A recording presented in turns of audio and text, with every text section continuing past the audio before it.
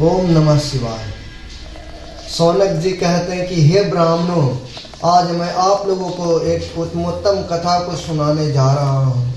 एक बार नारद जी कैलाश के पर्वतों पर एक मन को मोहने वाला आश्रम बना हुआ था। उस आश्रम में जा करके नारद जी ने तपस्या करने का निश्चय किया। नारद जी को वह स्थल इतना मन को मोहा कि वह तत्काल ही उस आश्रम में जाकर के अपने तपस्या का आरंभ कर दिए। कुछ समय बीत जाने पर इंद्र जी को लगा कि कहीं नारद जी हमारे इंद्रासन को ना छीन लें, कहीं नारद जी पर ब्रह्मा जी को प्रसन्न कर मेरे आसन को ना मांग लें। तब नारद जी ने तुरंत कामदेव का स्मरण किया और कामदेव को बुलाया। कामदेव वहाँ आकर के और इंद्र को प्रणाम कर कहते हैं कि हे इंद्र, आपने मुझे स्मरण क्यों किया। तब जाकर के इंद्र कहते हैं कि हे कामदेव, आप ही के कारण मैंने बहुत सारे देवी देवताओं के तप को नष्ट किया और आप ही के कारण मेरा यह इंद्रासन आज तक सही और सुरक्षित है। आज नारद जी तपस्या कर परब्रह्म से कहीं मेरा आसन ना मांग ले, इसलिए मैं चाहता हूँ कि उनके तपस्या को आप नष्ट करो। यह सब बातों को सुन करके कामदेव उस स्थान पर पहुंच जाते हैं जहां नारद जी बैठ करके तपस्या कर रहे थे और वहां जाकर के अपने सारे विद्याओं का प्रयोग किया, लेकिन नारद जी को मोह ना सके। तब कामदेव इस देवता को स्मरण करके देखता है कि आखिर मैं नारद जी को क्यों मोहित नहीं कर पा रहा हूँ।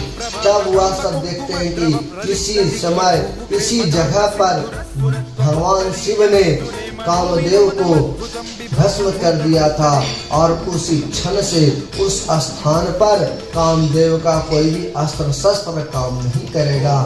यह सब बात को जान करके और नारद जी से क्षमा मांगकर, भगवान शिव से क्षमा मांगकर और वह कामदेव वापस इंद्रपुरी यानी कि इंद्र के पास जाते हैं और इंद्र से कहते हैं कि हे इंद्र, मुझे क्षमा कर दीजिए। और सारा वृत्तांत उन्होंने इंद्र से कह दिया। इंद्र को भी यह सब जान करके उन्हें बहुत लज्जा हुई और भगवान शिव और नारद से मन ही मन उन्होंने क्षमा मांगा।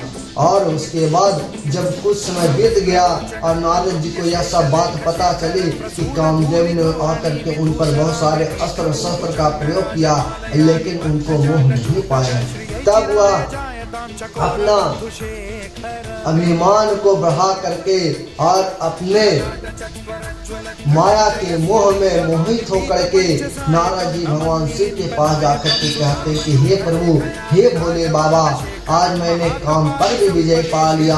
अब मेरे ऊपर कोई भी मोह माया नहीं आ सकता और हमें वह अपने बस में नहीं कर सकता। यह सब जान करके शिव जी मन ही मन मुस्कुराते हुए कहते हैं कि हे नारद, यह सब बात हमारे तुम्हारे बीच में ही रहे, वह उचित है।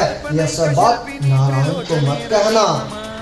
लेकिन वह नारद तो लगा कि यह सब भगवान शिव को मेरा प्रशंसा सुनना पसंद नहीं आ रहा है और वह अपने पिता श्री ब्रह्मा जी के पास चले जाते हैं। अब ब्रह्मा जी से भी वह वही बात को दोहराते हैं और परब्रह्म श्री शिव जी को प्रणाम कर और उनके महात्म को जान करके नारद से कहते हैं कि हे नारद, तुम अभी और तप करो और अभी देवी देवताओं को प्रसन्न करो, यह सबसे कुछ नहीं होगा। यह सब सुन करके उन्हें लगा कि उनके पिता भी उनके कामयाबी पर उतना गर्वान्वित नहीं है और वह श्री हरि नारायण के पास जाते हैं और श्री हरि नारायण से कहते हैं कि हे भगवान, आज मैंने कामदेव पर भी विजय पा लिया। मेरे तपस्या के कारण मेरे ऊपर सारे देवी देवताओं की शक्ति समा गई है और हमारे ऊपर अब कोई भी कामदेव का काम या कोई भी मोह माया प्रभावित नहीं कर सकता।